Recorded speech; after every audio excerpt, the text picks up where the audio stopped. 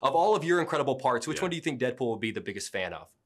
I don't know. I don't know. That's a really good question.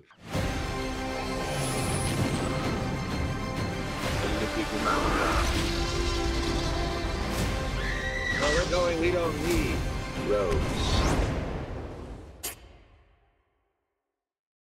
Obviously, you're not the first Succession cast member to go toe-to-toe with the Wolverine. Brian Cox was brilliant in X2 as Wayne Stryker. I wasn't aware of that. Oh, well, I was just about to ask you if Brian at any point ever spoke about his time on X-Men. No.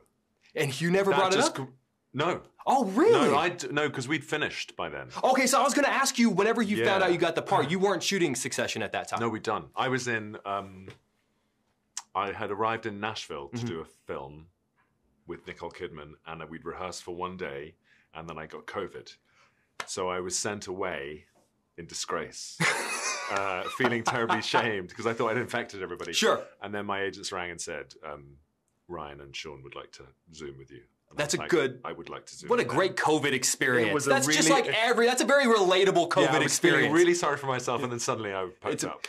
Now I'd love for you to find out from Brian like what his experience. I know, I might email him. Yeah. Is there anything you would love to ask him about? Because he's really great in X2. Okay. Yeah, I'll have to watch it. It's really great. Yeah. I know that whenever you get these sort of roles, that there's so many things that people want to ask you about. Even doing these interviews, it's tough because there's so many things you can't say. What is the question you got from friends and family that you most had to be like, guys, I can't talk to you about this?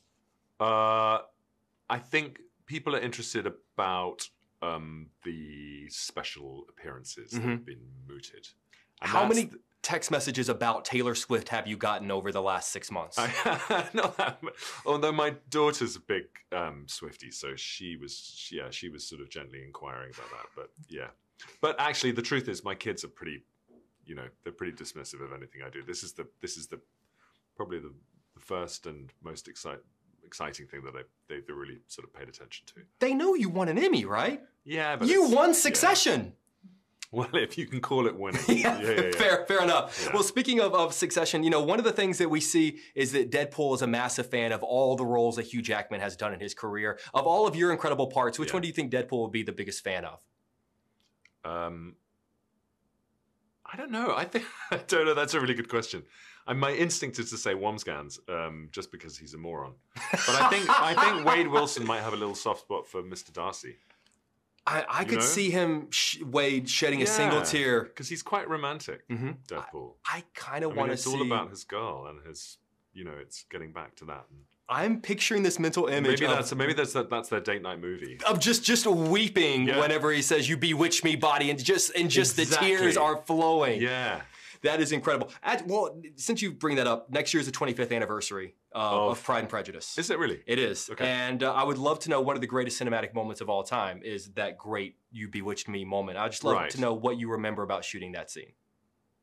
I remember it was very early in the morning because the sun was coming up, and I am short-sighted. I had my eyes fixed recently, but I couldn't see. I had to come from a long way away towards the camera and Kira's and Elizabeth Bennet, but I couldn't see where the camera was because I was so far away. So Joe, the director, was waving like a red, coat, because I was totally blind. I was like, I don't know where they are. I don't know where I'm walking to. So I was sort of stumbling along.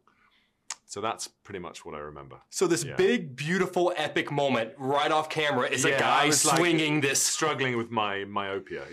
Where the fuck are they? And then. Yeah, it was and they were very, very anxious. It works really beautifully because the sun sort of comes in between our two heads. But there was a lot of chat about that. Left a bit, right a bit, left a bit, It's beautiful. It's very technical. And as we wrap up, Succession, I think, is one of the greatest television series in the history of television. I'd love to know that the final moment in the car, what you remember about shooting. That is one of the greatest, most powerful images, I think, in TV history. And what you remember about just the silence of that moment, because almost just it's the silence and the hand grab that I think says more than most monologues in pop culture. Yeah, I think I just remember, and Sarah as well, I think we just remember thinking this is just a perfect ending, a perfect little end note to their story. And it doesn't tie it up because they go on and, carry on with their lives, however they do, we just leave them. But we shot it kind of pretty much exactly as written. So again, it's Jesse Armstrong. It's the writer. You know, he gave us very, very specific notes about. He described Tom and Shiv as two bombs being transported with great care, which was brilliant. And that's, as an actor, that's gorgeous. That was the line in the script? That's the line. Yeah. I just got chills. Yeah, that was great. incredible. Yeah. Is he still in charge? Say again. Is Tom still in charge? Who knows? I think I don't know. Maybe. I don't know. Well, the fact that you're in projects that have us wondering what happens next, I feel like it's a testament to. But I'm such a massive fan. I think you're one of the most incredible actors working today. And it's truly been an honor to be able to speak with you, man. Thank you for taking the time. Thank you so much. Congratulations on everything.